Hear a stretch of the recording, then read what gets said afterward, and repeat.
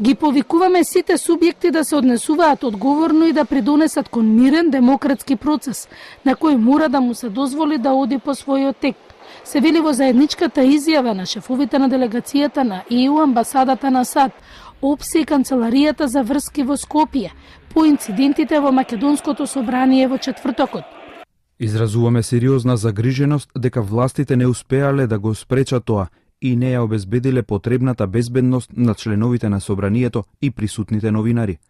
Напад на државна институција која е во срцето на демократијата е напад врз демократијата, се потенцира во изјавата.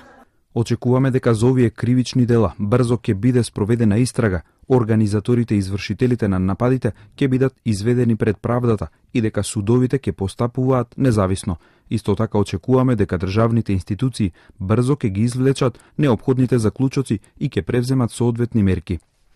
Шефовите на делегациите објаснуваат дека се очекува државните институции брзо да ги подготват потребните импликации и да ги преземат соодветните мерки.